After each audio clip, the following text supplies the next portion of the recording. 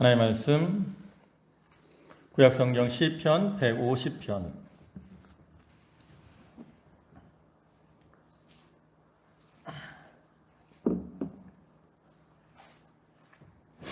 시편 150편 1절입니다. 구약성경 페이지로는 909쪽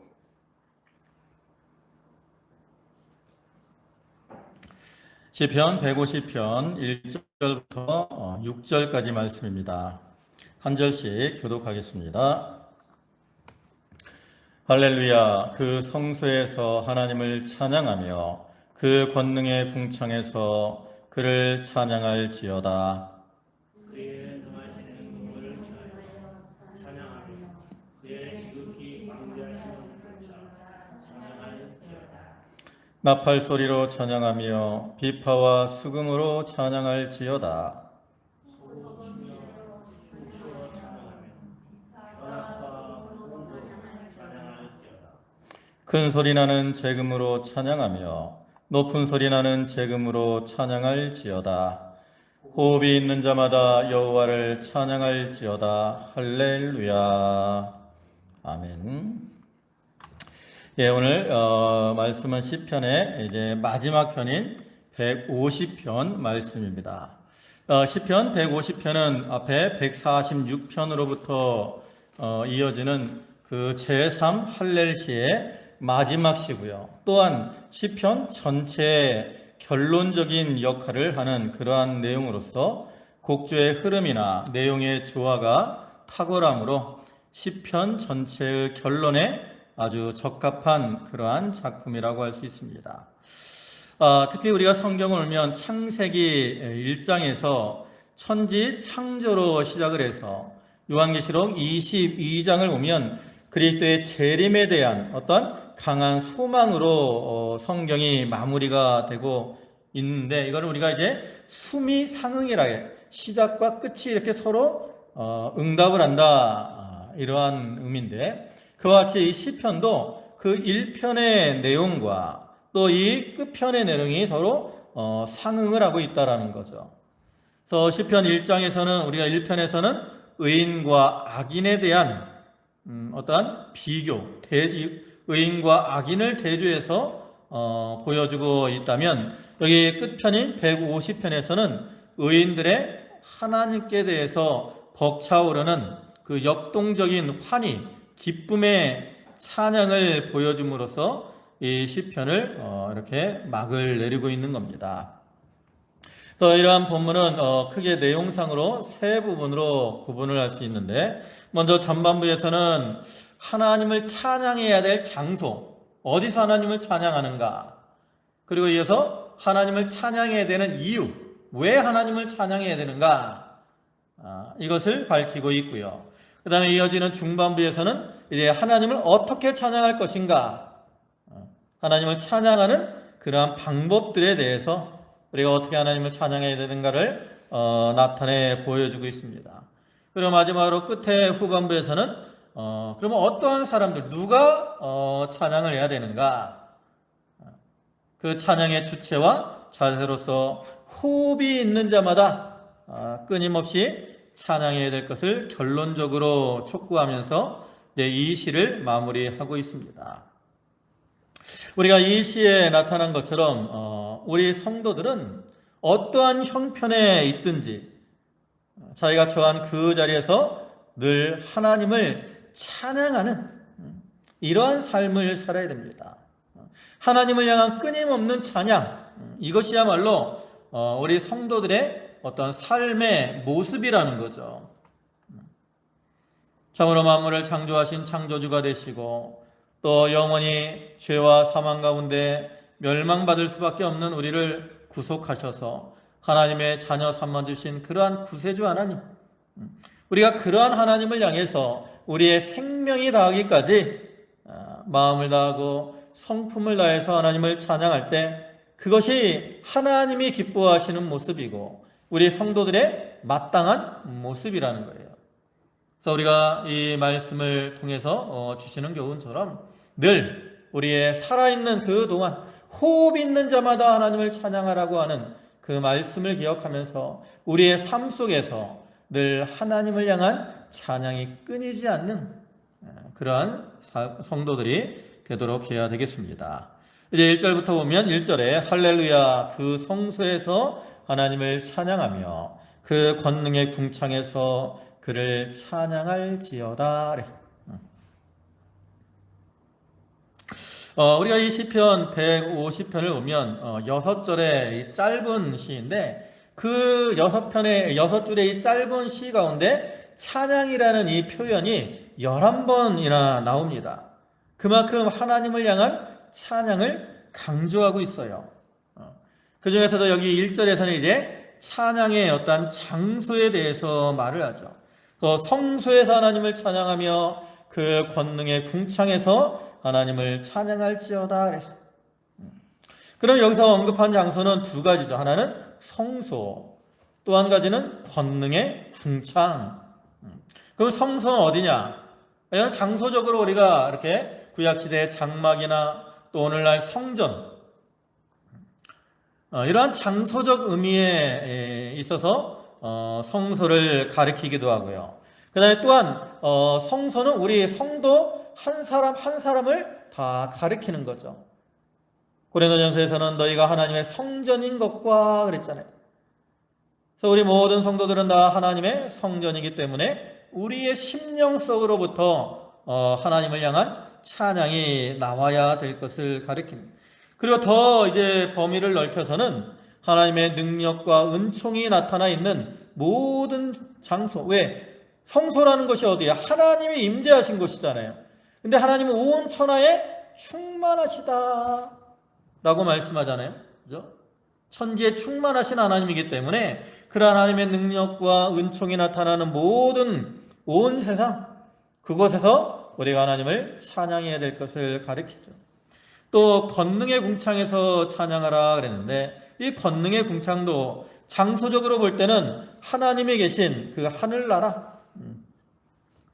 하늘나라를 가리키지만 더 넓은 의미로는 하나님의 전능하심이 온 세상에 이렇게 펼쳐져 있기 때문에 그러한 하나님의 권능이 나타나는 모든 세계, 우주를 포함한 모든 장소, 이런 것들을 가리키는 거예요. 그렇기 때문에 결국 이 성소나 이 권능의 궁창이라는 것은 시공을 초월해서 우리가 어느 곳에서든지 하나님을 찬양하는 삶을 살아야 될 것을 의미하는 거죠. 그래서 우리가 이 교회에 나와서 이렇게 하나님께 교제하며 하나님을 찬양해야 됩니다. 우리가 이 교회에서는 하나님을 향한 찬양이 기쁨으로 흘러나와야 돼요. 근데 또 성도들은 이 교회 안에서뿐만 아니라 그 밖에 나가서도 뭐 가정에서나 삶 속에서도 늘 이렇게 하나님을 향한 찬양이 끊이지 않도록 기쁨으로 하나님을 찬양하는 삶을 살아가야 되는 겁니다. 그리고 이제 2절에 그의 능하신 행동을 인하여 찬양하며 그의 지극히 광대하심을 조차 찬양할지어다 그랬어요. 여기 2절에서는 찬양의 이유를 말을 합니다. 여기서도 찬양의 이유를 크게 두 가지로 살펴볼 수 있죠. 첫째는 뭡니까? 능하신 행동을 인하여 찬양하라 그랬어요. 두 번째는 뭐예요? 그의 광대하심, 지극히 광대하심을 조차 찬양하라 말씀을 합니다. 자, 이제 먼저 이에 대해서 구체적으로 살피면 먼저 능하신 행동을 인하여 찬양을 했어요. 그러면 하나님의 능하신 행동은 뭘까? 하나님의 능하신 행동, 이건 뭐 여러 가지가 있겠지만 대표적인 건 뭐냐면 첫째, 하나님의 창조의 사역입니다. 하나님은 우리가 창세기 1장에 기록된 것처럼 하나님은 그 놀라운 능력으로 천지 만물들을 창조하셨어요. 하나님은 이러한 천지 만물을 창조하심을 통해서 하나님의 영광을 드러내셨습니다. 그래서 이런 하나님이 만드신 이 모든 피조물들은 그 능력으로 이 모든 것을 창조하신 그러한 하나님을 찬양해야 되는 거예요. 특별히 우리 인간들은 이 피조물들이 다 하나님을 찬양하되 우리 인간들은 더욱더 하나님을 찬양해야 되는데 그 이유는 뭐냐면 하나님이 이러한 모든 것들을 만드실 때 왜 만들었느냐? 바로 우리를 위해 만드셨다라는 거죠. 그래서 우리가 이 하나님이 능하신 그러한 하나님을 찬양하라는 것은 첫째로는 창조주 하나님을 찬양하라 하는 그러한 의미가 있어요. 그래서 우리가 찬송가 우리가 이제 앞에 1장부터 쭉 보시면 그 창조주 하나님에 대한 찬양이 많이 나오잖아요. 그러한 의미가 있는 거예요. 그다음에 두 번째 능하신 행동은 뭐냐? 하나님은 천지 만물을 창조하셨을 뿐만 아니라 그 만물들을 어떻게 하고 계셔요? 다 다스리시고 주관하고 계신다라는 거죠. 하나님은 만물을 만드시고 그냥 내버려 두신 게 아니에요. 질서와 조화를 따라 모든 것을 다 다스리시고 주관하시고 섭리하고 계시죠. 만약에 하나님이 이것을 섭리하지 않으신다, 그냥 내버려 두셨다 그러면 무슨 일들이 일어날지 몰라요. 여러분, 이 우주에 이렇게 우리가 이제 태양계만 보면 태양을 중심으로 수, 금, 지, 화, 목, 토, 천, 해, 명왕성은 요즘 태양에서 빠졌다는 말도 있는데, 참 우리가 옛날에 뵐 때 명왕성까지니까 이 행성들이 쫙 있어요. 그죠? 그것들이 신기하게 일정한 규칙을 따라 운행을 합니다. 또 지구만 봐도 우리가 이렇게 태양을 따라 도는데 1년에 한 바퀴씩 돌잖아요. 그죠?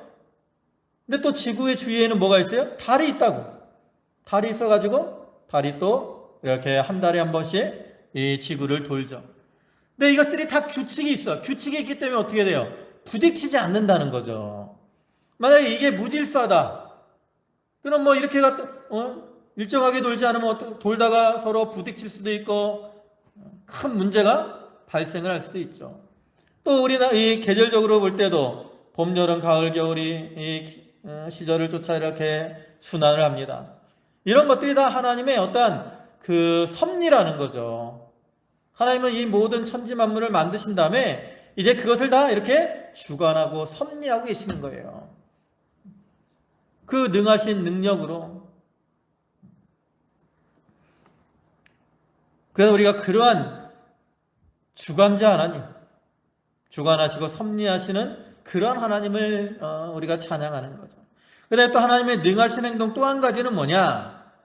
구원의 역사를 가리킵니다. 하나님은 전능하신 능력으로 하나님의 택한 백성들을 구원해 주셨다라는 거죠.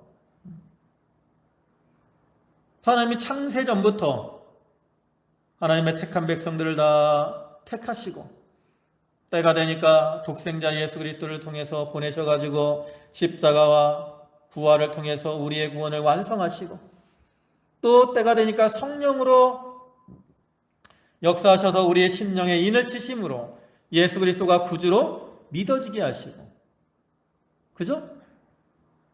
그래서 그 믿음으로 말미암아 우리가 구원을 얻게 되었어요.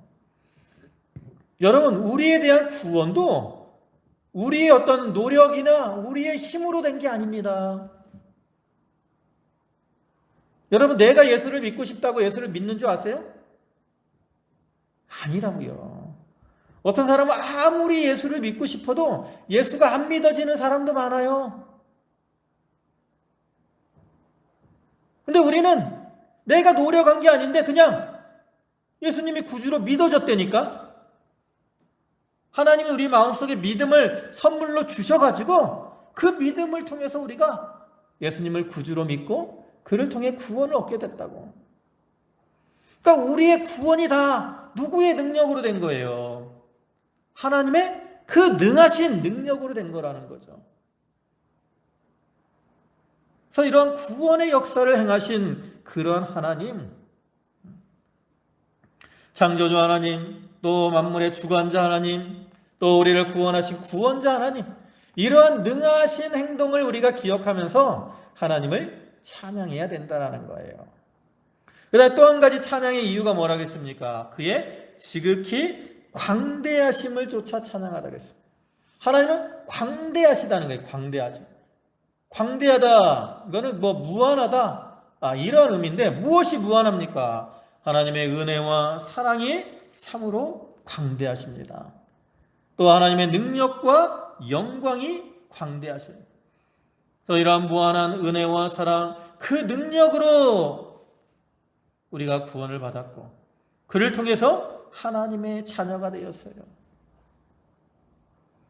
만약에 하나님의 그 은혜와 능력이 이렇게 어떤 한계가 있었다, 요만큼하다, 한계가 있다면 구원받지 못하는 사람이 있을 수도 있어요. 그죠?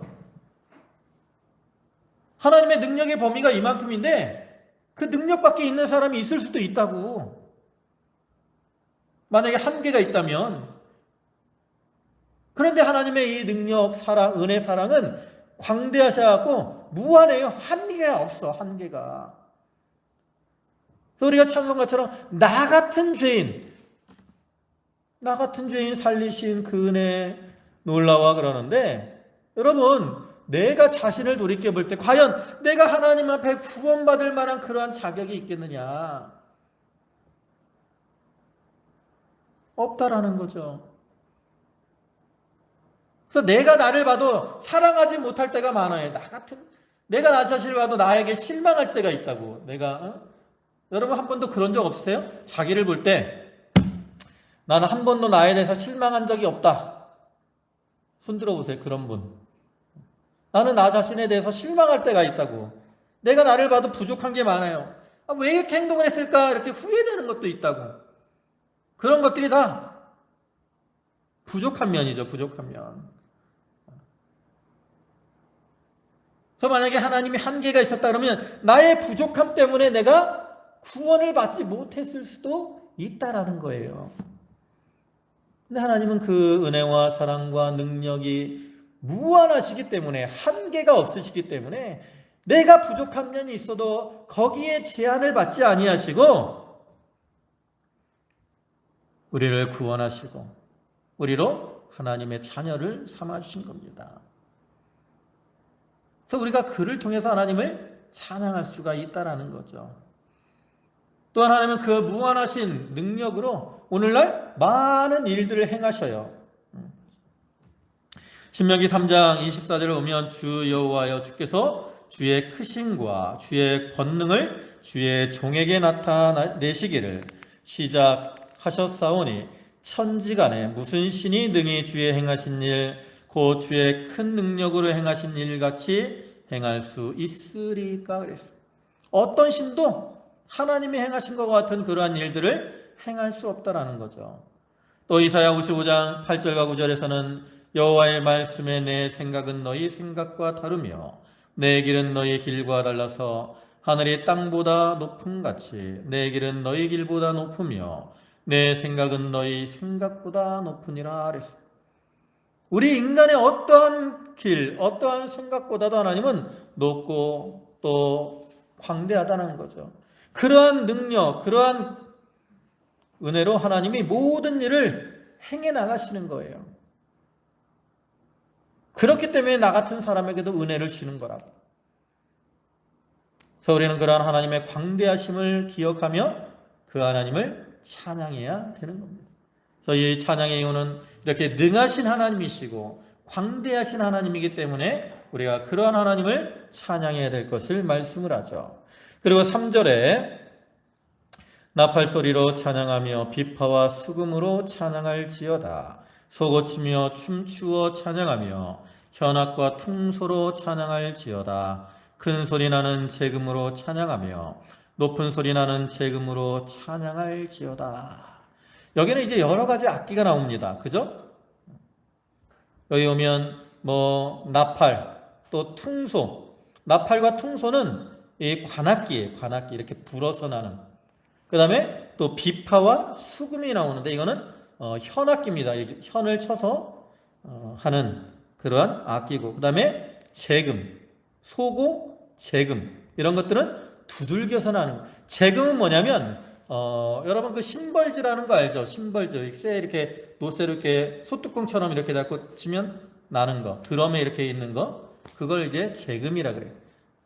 근데 재금이 큰 소리 나고 높은 소리 난다는 건 치는 방법에 따라 이렇게 재금을 칠 때 이렇게 치는 것도 있고 이렇게 세워서 치는 것도 있어요. 근데 세워서 치는 게 소리가 좀 더 높습니다. 이렇게 눕혀서 우리가 드럼 칠 때 보면 드럼 칠 때 이렇게 눕혀놓고 이렇게 땅땅 치잖아요. 이러면 챙챙 소리가 나요. 이렇게 근데 이렇게 세워놓고 하면 챙 하고 소리가 더 크다고. 그런 차이가 있다 그래요. 아무튼 이런 여기 여러 가지 악기들을 이렇게 말을 하고 있는데 여기서 이 시인이 이렇게 말을 하는 것은 우리가 찬양을 어떻게 해야 되는가 그 찬양의 방법에 대해서 그러니까 우리의 찬양을 하는 자들의 어떤 마음가짐과 자세에 대해서 교훈을 하는 거죠. 여기 보면 여러 가지 먼저 악기로 하나님을 찬양하라 그랬습니다. 그러니까 시인이 이렇게 여러 가지 악기들을 가지고 하나님을 찬양하라 하는 이 말은 그만큼 정성을 들여서 하나님을 찬양해야 될 것을 교훈하는 겁니다. 실제로 아무리 많은 악기를 가지고 찬양할지라도 그 중심이 이렇게 떠나 있으면 하나님 그 찬양을 기뻐하지 않는다.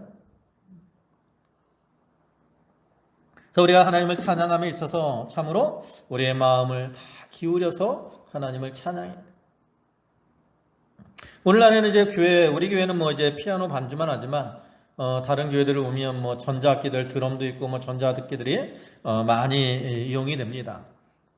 근데 저희가 어릴 때는 사실 그런 것들이 별로 용납이 안 됐어요. 그죠? 대부분 옛날엔 피아노만 가지고 찬양을 했다고. 요즘은 이제 시대가 많이 변해서 여러 가지 악기들을 가지고 찬양을 하는데 중요한 건 뭐냐? 어떤 악기를 가지고 찬양하느냐? 이거보다는 그 마음이 어떠하냐? 사실은 피아노만 가지고 찬양을 해도 별 차이가 없는데 많은 어떤 교회들은 찬양 여러 가지 악기들을 가지고 찬양을 한다는 그 왜 그런 악기를 가지고 찬양하냐라고 물어보면 어떤 사람들은 피아노만 반주를 하면 찬양이 재미가 없기 때문이라고 표현을 해요. 근데 그거는 그러한 이유 때문에 만약에 여러 가지 악기를 사용한다면 그건 하나님 앞에 합당하지 않다라는 거죠. 어떤 자기의 재미를 위해서 우리가 찬양하는 게 아니에요. 전에도 한번 제가 말씀을 드렸지만 제가 청년 때 왜 복음성가를 청년들이 젊은 사람들은 복음성가를 좋아하잖아요. 찬송보다. 왜 찬송가를 싫어하냐고 하면 재미가 없다는 거야. 재미가 없다. 복음성가는 막 곡조도 빠르고 신이 나는데 찬송가는 좀 자기들이 부를 때 재미가 없다는 거야. 그래서 복음성가를 부른다는 거야. 근데 그러한 이유 때문에 만약에 찬양을 안 하고 복음성가만 부른다면 그거는 잘못됐다라는 거죠. 자기의 어떤 재미를 위한 찬양, 그거는 하나님이 받으시는 찬양이 아니에요. 제가 전에 이 기독교 방송에서 그런 걸 봤어요. 우리가 이제 설날이나 이런 데면 도전 100곡 이런 거 하잖아요. 그죠? 일반 TV에서. 그래서 이제 노래방 노래 틀어놓고 몇 번 눌러가지고 노래 나오면 노래 부르는 거 한다고. 근데 그 기독교 방송에서 이제 찬송가를 가지고 그걸 하는 거예요. 찬송가 몇 장 하면 이제 외워서 부르는 거거든요. 근데 문제는 가사 틀리면 틀렸다는 거야. 실패. 가사 맞고 곡조 맞으면 성공. 근데 하나님 앞에 찬송을 하는데 무슨 성공이 있고 실패가 있습니까? 어떤 방송의 재미를 위해서 그렇게 한 것인지 모르겠지만 전 그 모습을 보면서 참 그게 찬양하는 사람의 자세일까? 이러한 좀 생각이 들어서 좀 불편했던 마음이 어떤 기억이 있어요. 아무튼 우리가 하나님을 찬양한 찬양은 어때야 돼요? 하나님이 받으실 만한 그런 마음, 그러한 정성, 그런 기쁨이 있어야 된다라는 거예요. 그래서 여기서 시인이 이 여러 가지 악기를 가지고 찬양하라는 것은 그만큼 정성을 기울여서 하나님을 찬양해야 될 것을 가리키는 거죠. 그러니까 우리가 하나님 앞에 예배할 때도 신령과 진정으로 예배를 드려야 된다 말씀을 하는데 하나님을 향한 찬송도 그와 같이 신령과 진정으로 드리는 찬양이 되어야 됩니다. 그런데 또 이 중에 보면 여기 뭐라고 말씀하냐면 춤추어 찬양할지어다 그래서 춤추어 이거는 기쁨이 넘치는 찬양을 드려야 될 것을 가리키는 겁니다. 그래서 우리 성도들이 하나님을 찬양함에 있어서 그 구원의 은혜에 감격해서 기쁨으로 하나님을 찬양해야 된다라는 거예요. 거기 사무엘하 6장을 보면 전에도 한번 예를 들었는데 다윗이 이제 그 실로에 있는 언약궤를 다윗성으로 옮겨오는 내용이 나오죠. 근데 그 전에 다윗이 한번 옮겨오다가 실패를 했어요. 처음에 원래 언약궤는 제사장들이 메고 옮겨야 되는데 다윗이 어떻게 옮겼어요? 수레에다 실어서 옮겼다고. 새 수레에다가. 그러다가 이제 가다가 이제 소들이 뛰니까 언약궤가 흔들렸어요. 떨어질 것 같으니까 웃사가 그 언약궤를 붙들었다고. 그래서 웃사라는 사람이 어떻게 됐어요? 하나님이 치셔가지고 죽었어요.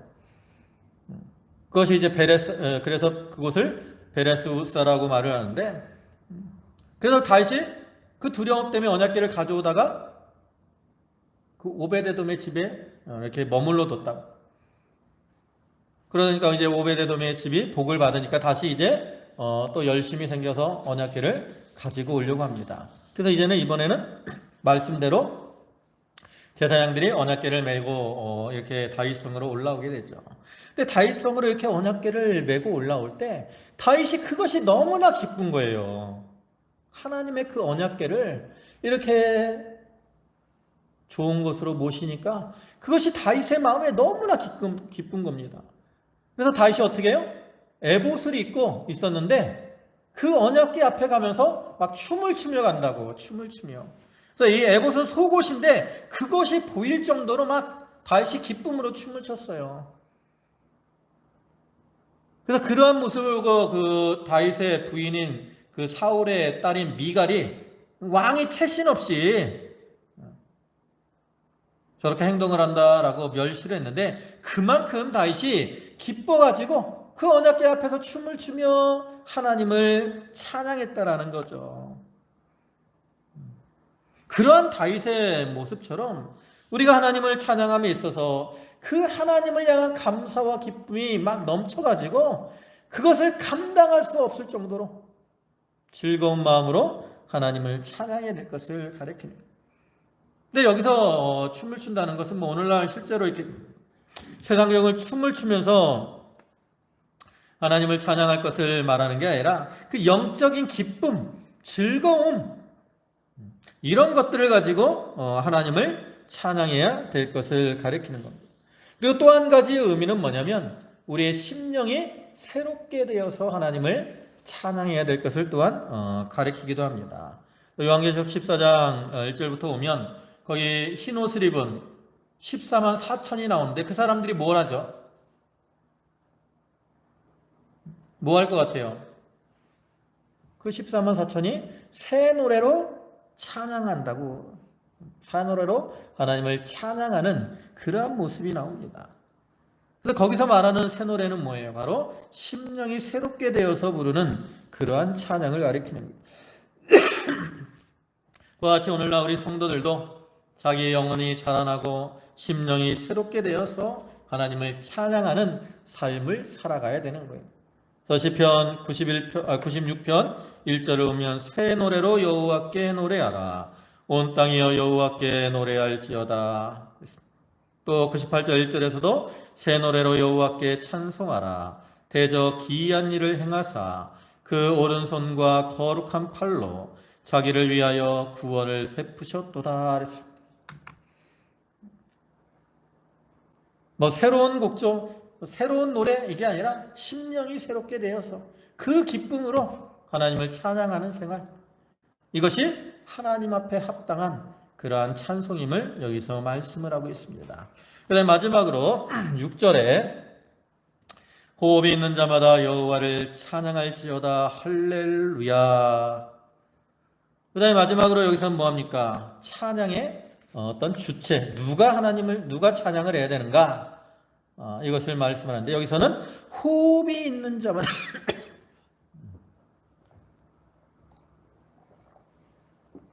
호흡이 있는 자마다 하나님을 찬양하라 이렇게 말을 합니다. 그럼 여기서 호흡이 있는 자는 누구를 가리켜요?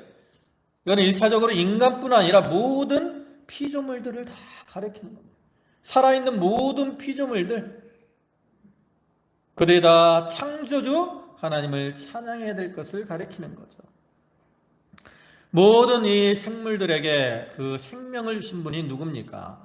바로 하나님이십니다. 하나님은 생명의 주인이 되어서 모든 만물들에게 하나님이 생명을 주셨어요. 그래서 하나님으로부터 이러한 생명을 받은 그 모든 피조물들은 다 마땅히 하나님을 찬양해야 되는 거죠. 그리고 이러한 피조물들 가운데서 누가 더 하나님을 찬양해야 되느냐? 바로 우리 인간들이 하나님을 찬양해야 되는 거예요. 우리 모든 인류는 다 하나님의 형상대로 지음을 받은 자들입니다. 그러니까 하나님께서 특별히 그들을 선택하신 거죠. 인간은 하나님이 그들을 특별히 이렇게 형상을 따라 선택하시고 특별히 선택하신 존귀한 자들이에요. 그래서 하나님은 이러한 인간들에게 특별한 그러한 권세를 주셨잖아요. 생육하고 번성하여 땅에 충만하라 하신 다음에 또 뭐라 그래요? 만물을 다스려라 그랬다고. 하나님은 우리 인간들에게 만물을 다스리는 특별한 은혜와 권세를 더하여 주신 거예요. 그래서 이렇게 하나님의 형상대로 지음받은 그러한 자들이기 때문에 우리 모든 인류들은 다 하나님을 찬양해야 됩니다.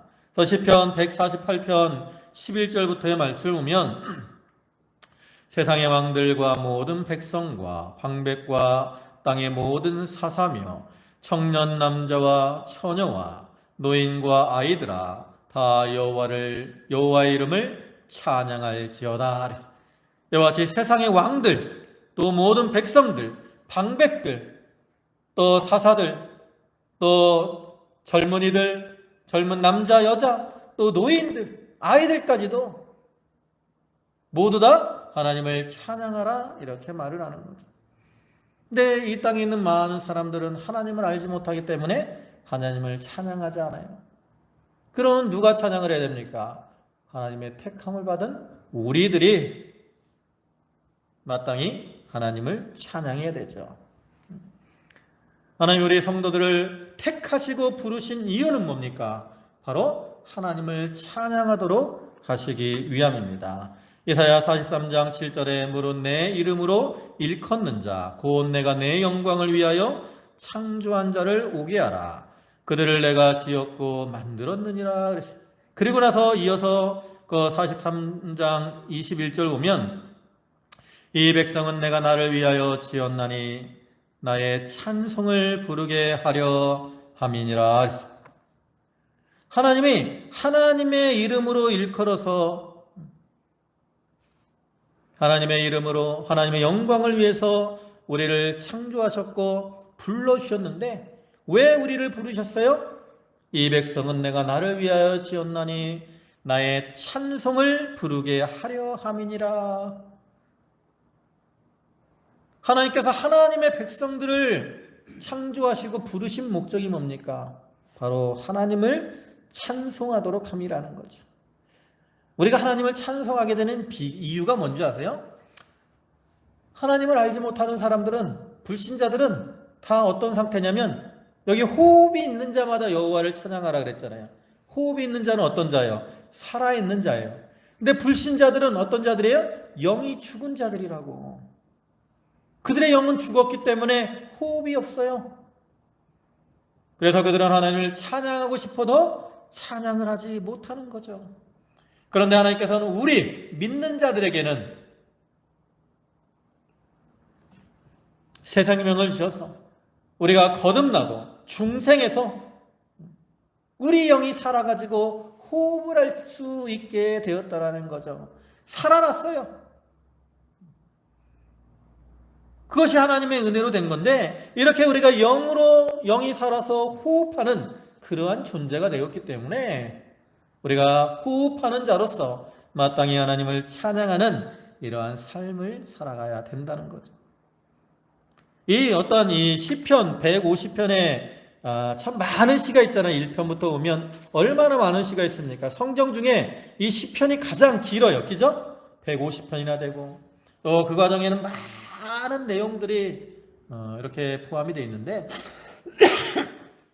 그 150편의 결론이 뭐냐? 바로 이 150편 6절이라는 거죠. 자, 6절 다 같이 한번 읽어보겠습니다. 자, 시작. 호흡이 있는 자마다 여호와를 찬양할지어다. 할렐루야. 하나님께서 우리에게 새 생명을 주시고 우리에게 호흡을 주셨습니다. 그리고 우리로 하나님을 찬양하라고 이렇게 권고를 하고 계시는 거죠. 우리를 사랑하셔서 우리를 구원해 주시고 우리에게 새 생명을 주셔서 우리를 하나님의 백성 삼아주신 그러한 은혜를 기억하면서 우리에게 생명을 주신 그 하나님을 늘 기쁨으로 찬양하며 하나님께 영광을 돌리는 그러한 우리 성도들이 다 되도록 해야 되겠습니다. 기도하시겠습니다.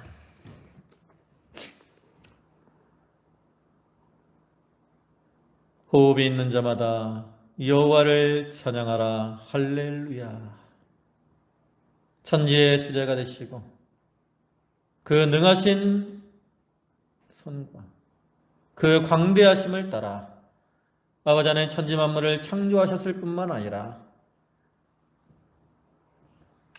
우리를 구원하셔서 하나님의 자녀 삼으시고 새 생명으로 살아가게 하셨사오니 주여 감사를 드립니다.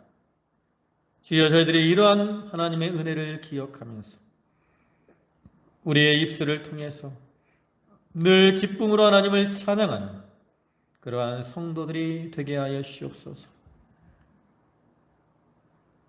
우리의 삶 속에서 하나님을 향한 그 찬양의 국조가 끊어지지 않게 하시고 그를 통해서 하나님께 영광을 돌리는 귀한 믿음의 권속들 다 되게 하여 주시옵소서. 아버지 하나님 저희 성도들 한 사람 한 사람을 붙들어 주시고 아버지 하나님 그들이 육신적으로 연약하고 많은 어려움들이 있더라도 그 은혜와 사랑의 하나님이 함께 하심을 믿고 또 붙드시고 인도하심을 소망하는 가운데 하나님께 찬양하며 하나님이 주시는 기쁨과 즐거움을 누리며 살아가게 하여 주시옵소서. 아버지 하나님 이제 고3 학생들 이렇게 수시 원서를 접수하고 또 이제 그 결과들을 이제 기다리는 중에 있사오니 하나님께서 그 과정에 함께 하시고 주여 모든 염려와 근심은 주님께 맡기고 주님 안에서 평안케 하여 주시옵소서. 모든 말씀 예수님의 이름으로 기도 올리옵나이다. 아멘.